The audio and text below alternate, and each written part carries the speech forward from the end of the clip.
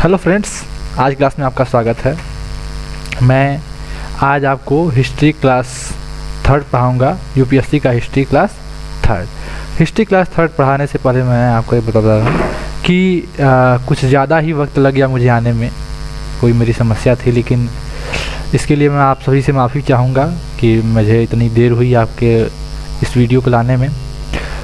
तो चलिए हम हिस्ट्री क्लास स्टार्ट करते हैं।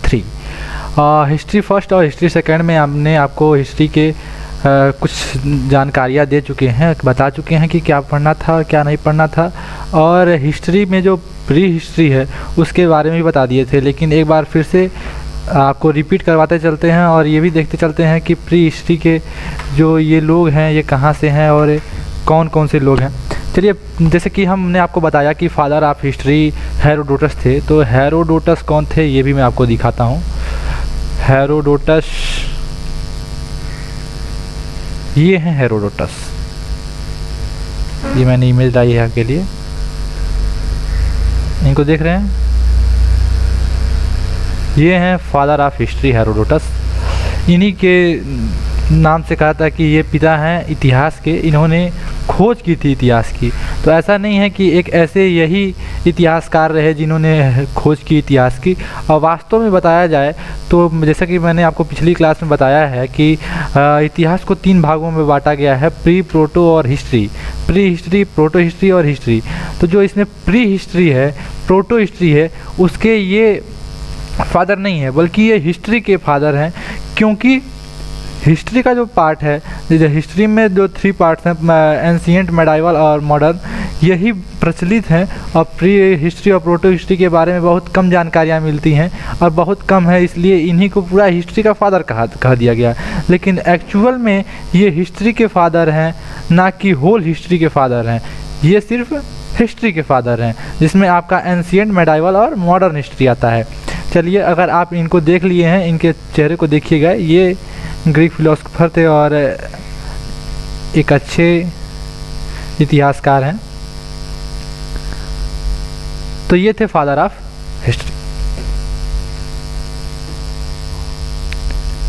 चलिए, अब हम देखते हैं। फादर ऑफ हिस्ट्री हमने देख लिया। अब मैंने बताया था आपको कि इतिहास 3 भागों में बांटा गया है। प्राक ऐतिहासिक, जिसे हम प्री हिस्ट्री कहते हैं, और आद्य ऐतिहासिक, जिसे हम प्रोटो हिस्ट्री कहते हैं, और ऐतिहासिक, जिसे हम हिस्ट्री कहते हैं। प्राक ऐतिहासिक में जो प्री हिस्ट्री है वह लिखित स्रोत नहीं है, उसका कोई लिखित स्रोत नहीं है। चलिए हम देखते हैं प्राक ऐतिहासिक। प्राक ऐतिहासिक के जो फादर हैं, जैसे मैंने आपको बताया कि हिस्ट्री के फादर रहे हैं हमारे हेरोडोटस जी, तो प्राक ऐतिहासिक के भी तो कोई फादर होंगे ना। तो जो प्राक ऐतिहासिक यानी प्री हिस्ट्री के जो फादर हैं उनका हम आपको दिखाते हैं। उनका नाम है रॉबर्ट ब्रूस फुट। क्या नाम है इनका? Robert Bruce foot.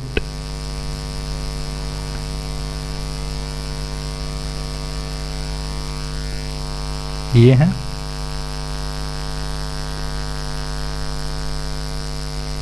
Robert Bruce foot जी।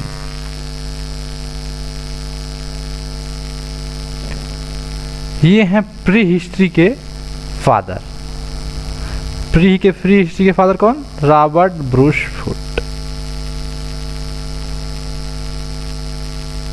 ये रॉबर्ट ब्रूस फुट किसके फादर हैं? प्री हिस्ट्री के। देखिए, मैं आपको समझाने के लिए अच्छे से इनकी इमेज के साथ ध्यान रख रहा हूँ कि यह चीज़ आपको ध्यान रखनी है कि जैसे कि ऐसा तो नहीं है कि आप एसएससी या कोई कांस्टेबल की तैयारी कर रहे हैं, आप तैयारी कर रहे हैं यूपीएससी की। तो यहाँ पे हर एक पॉइंट आपके लिए इम्पॉर्टेंट हो जाता है। और जब आपको इस तरीके से याद करना हो, इसके लिए मैंने आपको सबकी इमेज दिखाते हुए चलूँगा और ये बताते चलूँगा कि ये कौन है, और इनका नाम हमेशा आप याद रखिएगा। प्री हिस्ट्री के फादर रॉबर्ट ब्रूस फुट।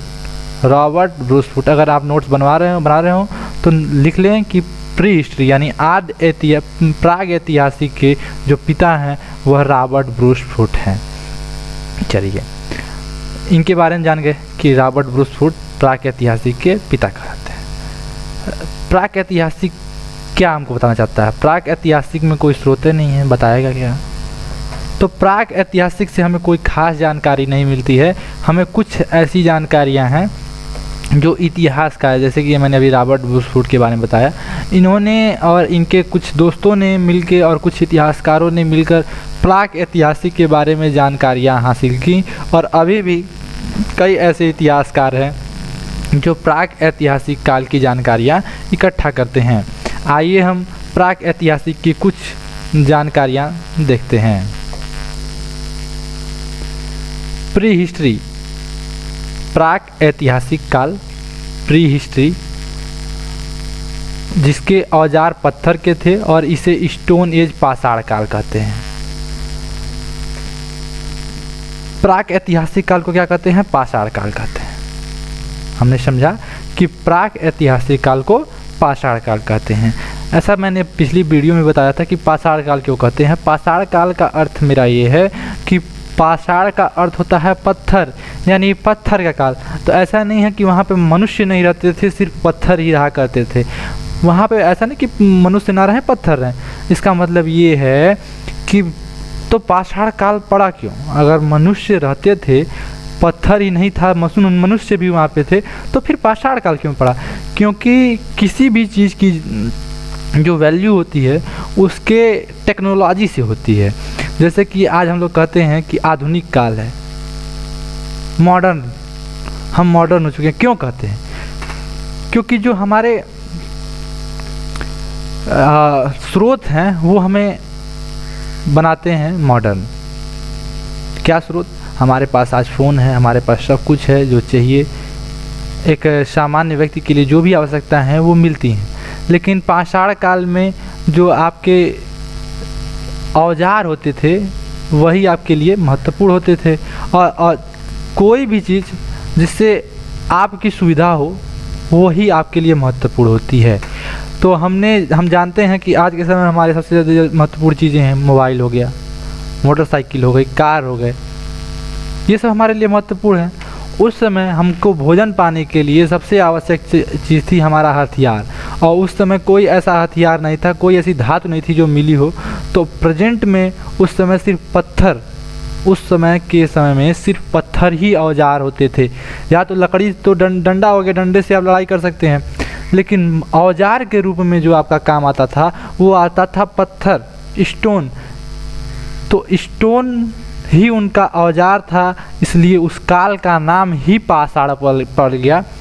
इसलिए इस काल को कहते हैं पाषाण काल।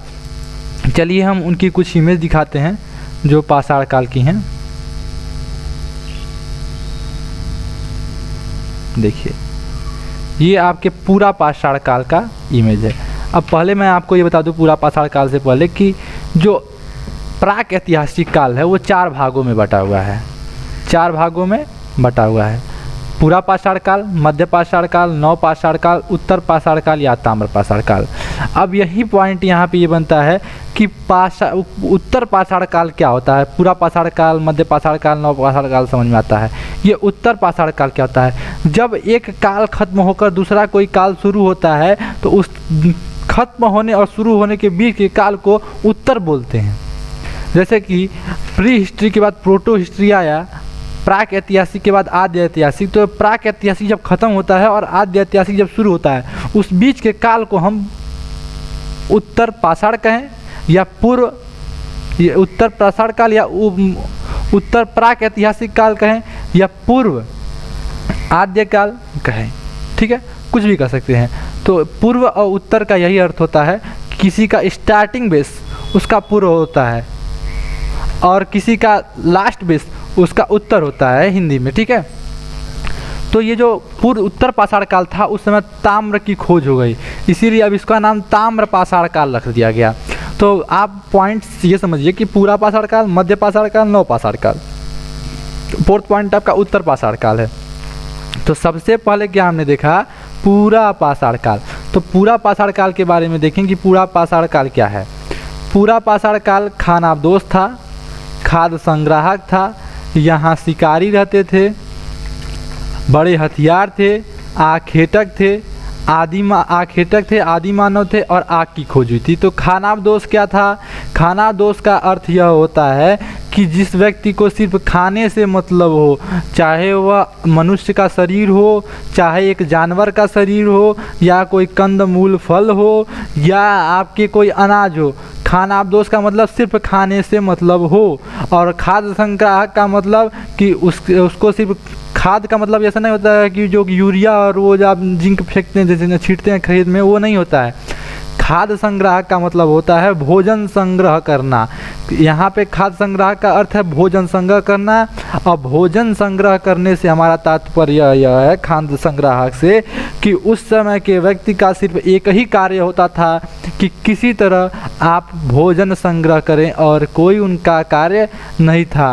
और भोजन संग्रह किस चीज़ का होता था? या तो वहाँ पे फल का भोजन होता था, या तो किसी के जानवर के शरीर का होता था, और दोनों ना मिलने पे किसी मनुष्य के शरीर को ही मार के खाया जाता था। तो इस प्रकार हम समझ सकते हैं कि खाद्य संग्राहक का अर्थ यहाँ पे क्या है। तीसरा पॉइंट, यह शिकारी थे। अरे शिकार कैसे नहीं करेंगे भाई, जब खाद्य संग्राहक के रूप में या तो इनको जानवर को खाना है या मनुष्य को खाना है, तो ये शिकारी होंगे ही होंगे। पॉइंट ये बनता है सबसे बड़ा पॉइंट, बड़े हथियार। ये बड़े हथियार का पॉइंट हम थोड़ा सा कुछ देर बाद पढ़ाते, पहले इन दोनों चीज़ को पढ़ा लेते हैं। आखेटक आदि मानव। आखेटक मतलब जंगल में घूम घूम कर भोजन लेने वाला, और आदि मानव से तात्पर्य है जिसे शरीर पे कुछ पहनने का भी सोचना ना हो, जिसे सिर्फ खाने से मतलब हो, वह आदि मानव कहलाता है। पॉइंट ये है कि यहाँ पे सबसे इम्पोर्टेंट चीज़ आग की खोज हुई थी। हमेशा प्रश्न आता है कि किस काल में आग की खोज हुई थी, तो हम ये कहेंगे पूरा पाषाण काल।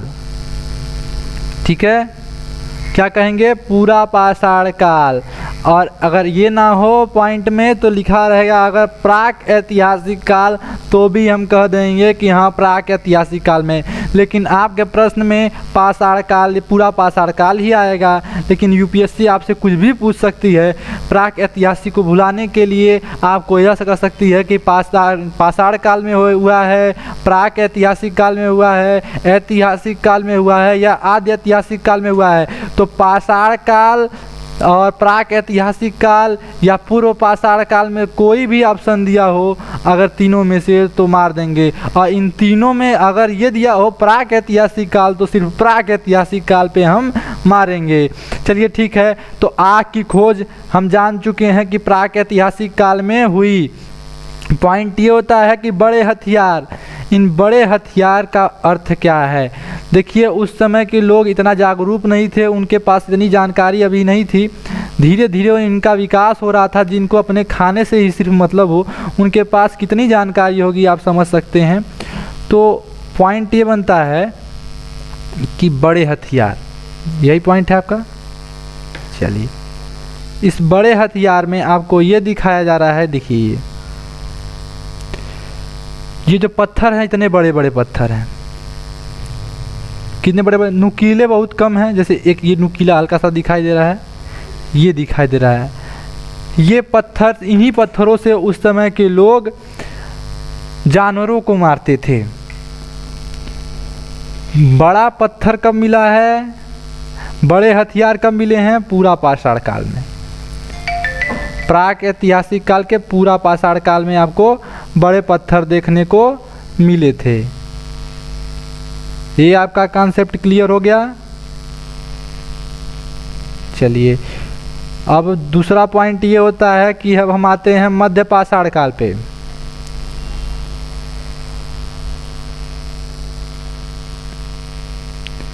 मध्य पाषाण काल, मध्य पाषाण काल में आपके छोटे हथियार हुआ करते थे, छोटे हथियार हुआ करते थे। अंत्योष्टि कार्यक्रम हुआ करता था।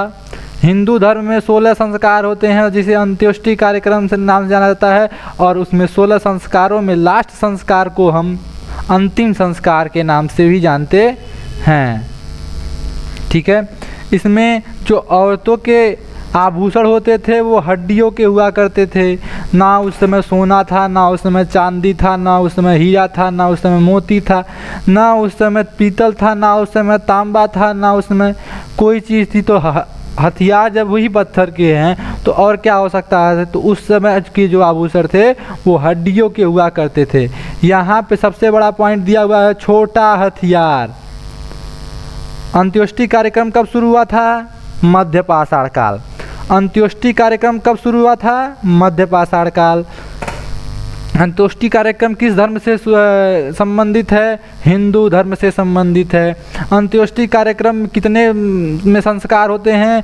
16 संस्कार होते हैं। अंतिम संस्कार 16वां संस्कार है, ठीक है। और दूसरी बात, बड़े हथियार किस काल में थे? तो पूरा पाषाण काल में।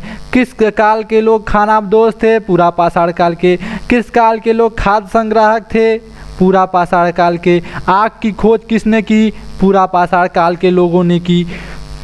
प्रश्न इसी प्रकार से आता है, प्रश्न में कुछ भी पूछ सकता है। यहाँ पे जो छोटे हथियार लिखा हुआ है वहीं पिछले पूरे पाषाण काल में आपको बड़े हथियार दिखा रहा था। अब छोटे हथियार देखिए, मध्य पाषाण काल के ये जो छोटे हथियार है उनकी हम आपको इमेज दिखाते हैं। देखिए,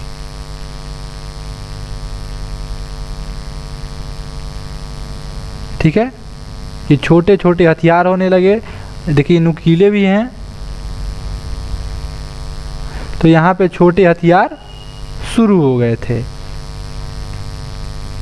चलिए, तो आपने यहाँ पे मध्य पाषाण काल का आप कॉन्सेप्ट क्लियर हो चुका है। धन्यवाद। आप चलते हैं अब हम नौ पाषाण काल की तरफ। नौ पाषाण काल में क्या दिखाया गया है? नौ पाषाण काल में खेती की खोज हुई थी। किस चीज़ की खोज हुई थी? खेती की खोज हुई थी नौ पाषाण काल में। नौ पाषाण काल में किस चीज़ की खोज हुई? खेती की खोज हुई। नौ पाषाण काल में आपको खेती की खोज दिखाता है। तो ये सबसे इम्पोर्टेंट चीज़ है कि नौ पाषाण काल में किस चीज़ की खोज हुई? तो खेती की खोज नौ पाषाण काल में आपको देखने को मिलती है। खेती की खोज कहाँ पे देखने को मिलती है? नौ पाषाण काल में आपको खेती की खोज देखने को मिलती है।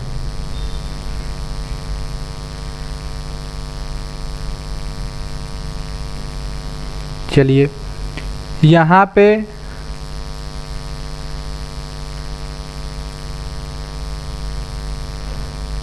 खेती की खोज नौ पाषाण काल में हुई। किस काल में? नौ पाषाण काल में। खेती की खोज नौ पाषाण काल में। अंत्योष्टि कार्यक्रम मध्य पाषाण काल में। आग की खोज पूर्व पाषाण काल में। ठीक है, किस काल में? पूर्व या पूरा पाषाण काल। पूर्व मतलब पूरा, पूरा पाषाण काल। आग की खोज, सबसे इंपॉर्टेंट चीज़ देखना जरूरी होता है। खानाबदोश पाषाण काल और आग की खोज पूर्व पाषाण काल। खानाबदोश पूरा पाषाण काल। खाद्य संग्राहक पूरा पाषाण काल। मध्य पाषाण काल छोटे हथियार। अंत्योष्टि कार्यक्रम हड्डियों के आभूषण। वहीं नौ पाषाण काल में खेती की खोज, अस्थाई आवास, जानवर पालना, पहला जानवर पालक कुत्ता। इस नौ पाषाण काल में आपको कई चीज़ें देखने को मिलती हैं। पहला है खेती की खोज, दूसरा है अस्थाई आवास, जानवर पालना। पहला जानवर पालना कौन किस चीज़ का है? कुत्ते का। देखिए, जब खेती होगी तो उन लोगों को अपने अगल बगल वहाँ पे घर बनाना पड़ेगा। तो पहले लोग जंगल में कहीं भी घूम घूम के रह लेते थे, लेकिन जब खेती की खोज हो गई तो वहाँ पे अस्थाई आवास बनने लगे। और जब अस्थाई आवास बनने लगे तो लोग क्या करने लगे? जानवर पालने लगे। जानवर किस चीज़ का पालना शुरू किए? पहला जानवर पालना शुरू हुआ कुत्ते का। कुत्ते को पहला जानवर खोजा गया कि उन्होंने सबसे पहले क्या खोजा था? कुत्ता। चलिए, अब हम आपको दिखाते हैं इमेज 11। पहिए की खोज किस में हुई थी? पाषाण काल के नौ पाषाण काल में। किस काल में? नौ पाषाण काल में ही पहिए की खोज हुई थी और मनका यानी घड़ा मिला था। तो हम जान चुके हैं नौ पाषाण काल के भी बारे में। नौ पाषाण काल की इमेज हम आपको दिखाते हैं।